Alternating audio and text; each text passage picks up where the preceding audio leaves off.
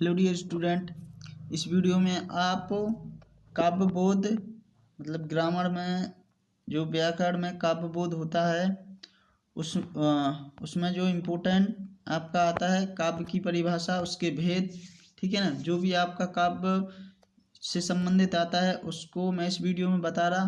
खंड काव्य, महाकाव्य, जो इम्पोर्टेंट क्वेश्चन होते हैं आपके पेपर के लिए, तो आप इनको अच्छे से याद कर लीजिए, ठीक है ना। ऐसा क्वेश्चन आता है काव्य किसे कहते हैं, उसके भेदों के नाम लिखिए।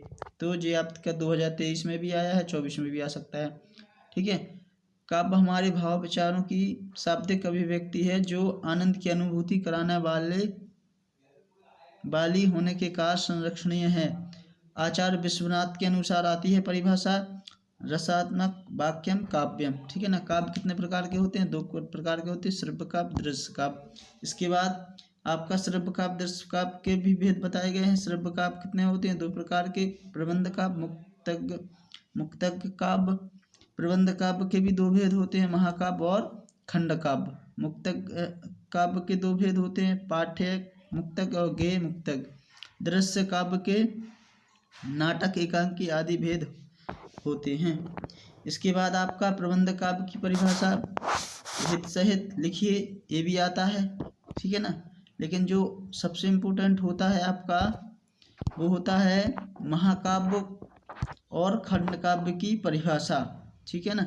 तो यहाँ पर आपको दिख रहा है महाकाव्य किसे कहते हैं, खंड काव्य किसे कहते हैं, इनकी आप अच्छे से याद कर सकते हो, ठीक है ना। वीडियो को पॉज करके या आपने जहाँ से भी इनको पहले याद किया हुआ है उनको आप अच्छे से याद कर लीजिए। आपका क्या आता है, महाकाव्य और खंड काव्य में अंतर लिखिए। तो आप ऐसे में भी लिख सकते हो या फिर बीच में से लाइन खींच के भी आप लिख सकते हो। पहले महाकाव्य डाल लीजिए हेडिंग, फिर काव्यखंड, और ऐसी लाइन खींच दीजिए। तो महाकाव्य क्या होता है आपका? महाकाव्य में जीवन के समग्र रूप का वर्णन होता है, मतलब जीवन के शुरू से लेकर लास्ट तक का पूरा वर्णन होता है, जबकि खंड काव्य में एक पक्ष का वर्णन होता है, ठीक है। महाकाव्य कैसा होता है? विस्तृत होता है। खंड काव्य छोटा सा होता है, संक्षिप्त होता है। महाकाव्य में प्रकृति चित्रण विशद रूप में किया जाता है, जबकि खंड काव्य में प्रकृति का चित्रण संक्षिप्त, मतलब इसमें ज़्यादा वर्णन होता है, इसमें कम होता है।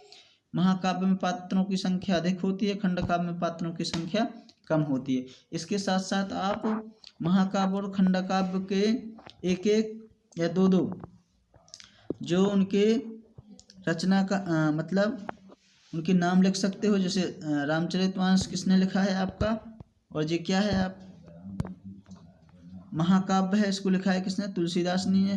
कामयानी किसने लिखा है? जयशंकर प्रसाद ने। तो ये आप इसके उदाहरण लिख सकते हो महाकाव्य के और खंड काव्य के। खंड काव्य के क्या है? जानकी मंगल किसने लिखा है? तुलसीदास ने। सुदामा चरित्र नरोत्तम दास ने लिखा हुआ है। सिद्धराज मैथिली शरण ने। तो आप एक एक दो दो इनके उदाहरण भी अच्छे से लिख सकते हो, ठीक है ना। तो जो आपका इम्पोर्टेंट काव्य से आता है वो मैंने आपको इसमें बता दिया है, इनको आप अच्छे से याद कर लीजिए, ठीक है।